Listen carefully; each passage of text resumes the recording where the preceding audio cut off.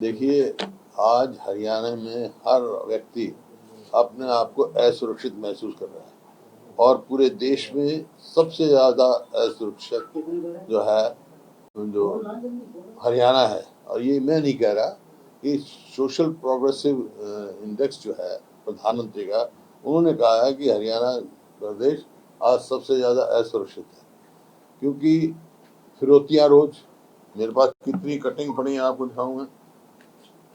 देखो,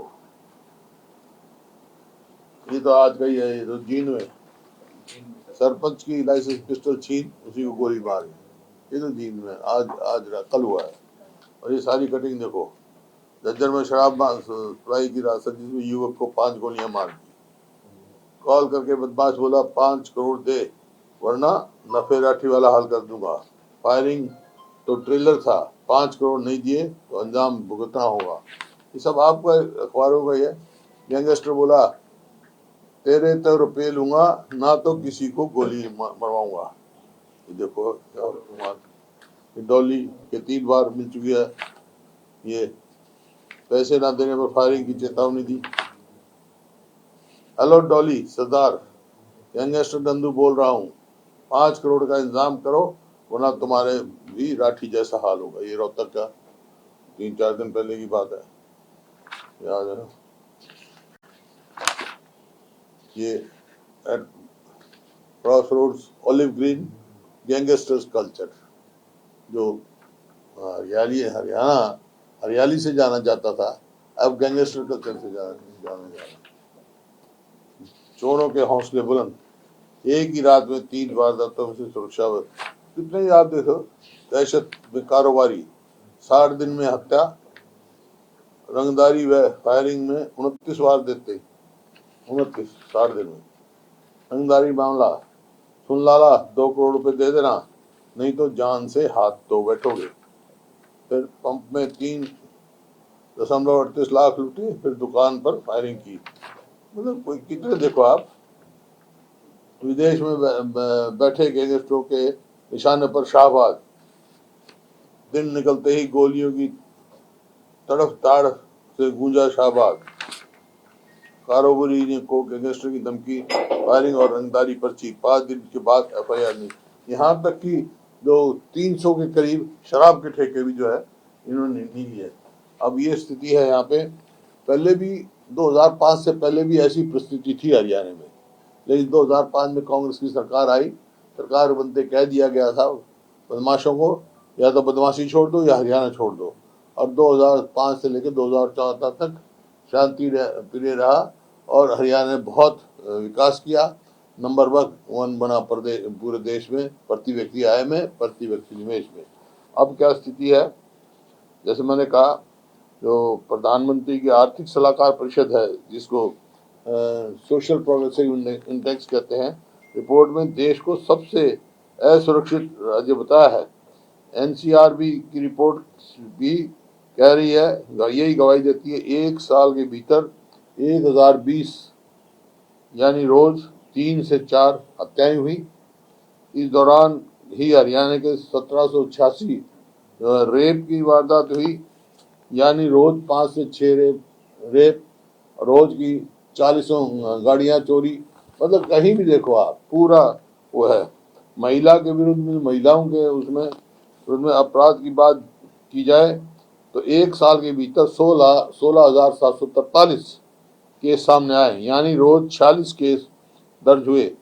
118.7 crime rate के साथ हरियाणा पूरे देश में पहले नंबर पर है।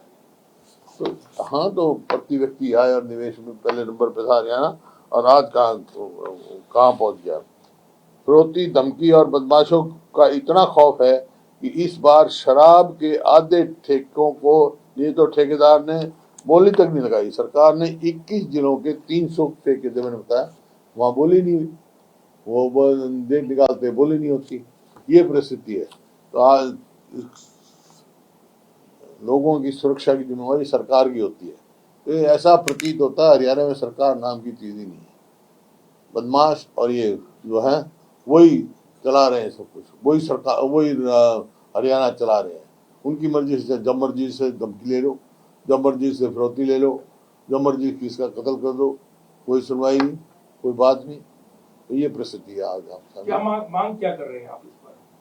मांग कर रहा हूँ कानून में तो दुरुस्त की जाए और बदमाशों से हरियाणा का पीछा छुड़ाया जाए, जैसे 2005 और 14 में छुट गया था। सर, मानसून सत्र विधानसभा का शुरू होगा तो कांग्रेस ये मुद्दा उठाएगी विधानसभा में? हाँ उठाएगी, हर बार उठाती है। कानून व्यवस्था का नंबर 1 मुद्दा होता है, उठाएंगे। अभय सिंह चौटाला की आप बात कर रहे थे कि 2005 से पहले ऐसा क्राइम हुआ करता था। आप अभय चौटाला को भी धमकी आई है, आपने हालांकि जिक्र करा है, उसको लेकर क्या कहेंगे? उनको भी धमकी आई है, कल ही मैंने पढ़ा। तो ये दर्शाता है कितनी कानून व्यवस्था लच्चर हो गई है हरियाणा में। मेरे यहाँ भी हुई थी पहले छापेमारी, जो चार्जशीट नहीं हुई, प्री समनिंग नोटिस गया है, प्री समनिंग नोटिस गया जो मैंने अखबार में पढ़ा। और वो मसला बहुत दिनों से पड़ा है। जब तक ECIR की रिपोर्ट नहीं आएगी तो मैं इस बारे में पूरी कमेंट नहीं कर सकता, लेकिन on the face of case मैं समझता हूँ कि कोई अनियमितता नहीं हुई है उसमें। और बिल्कुल जो है, जैसा रॉबर्ट वाड्रा जी ने कहा है, राजनीतिक प्रतिशोध से हुआ है ये, और वो बिल्कुल इसमें पाक साबित होंगे।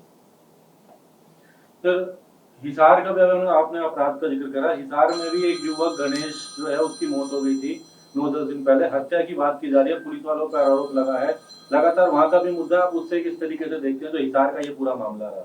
वो तो उनका कल शायद राजीनामा भी हो गया, क्योंकि मांग थी शुरू से। हमारे जो वहाँ सांसद थे जयप्रकाश जी, वो भी वहाँ गए थे, और वहाँ ये मांग रखी थी कि जब से पुलिस के ऊपर भी FIR दर्ज हो, जैसे हमारे समय में हुई थी, और जो भी है उसकी जांच जो है कराई जाए।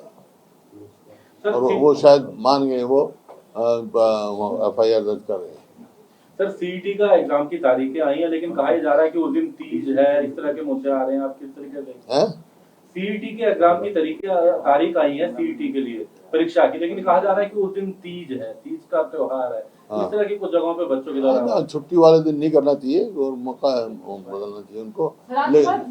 राहुल गांधी जी की तरफ से कहा गया है कि ईडी एक विच हंट कर रही है रॉबर्ट वाड्रा के अगेंस्ट, और अब हम ये भी देख रहे हैं कि भूपेश बघेल जी के सन को भी ईडी ने अरेस्ट कर लिया है। तो आप डेवलपमेंट किसको उनके बेटे को भी अरेस्ट किया गया है ईडी के द्वारा, तो आप ये डेवलपमेंट कैसे देखते हैं? मैं तो खुद भुगत रहा हूँ ईडी के कई मुकदमे, जिन निराधार जो कह चुके हैं, रॉबर्ट जी भी कह चुके हैं, राहुल जी भी कह चुके हैं, ये राजनीति प्रतिशोध से। सर, एक फरीदाबाद का आनंदपुर गांव का मामला भी है, वहां पर भी जो तोड़फोड़ की कार्रवाई की जा रही है। वहां के लोग कह रहे हैं कि सरकार की तरफ से सही कदम सुप्रीम कोर्ट में नहीं रखा गया, इसलिए इस तरह की कार्रवाई हो रही है। ठीक बात कह रहे हैं। वो गांव सैकड़ों साल पुराना है, समझे ना, कहाँ जाएंगे गाँव वाले? सरकार अगर सही तथ्य रखती तो शायद ये नहीं होता। अभी मुख्यमंत्री ने कहा कमेटी बनाएंगे, फिर से सरकार तथ्य रखने के प्रयास करेगी, उसी पहले ही रखना चाहिए था।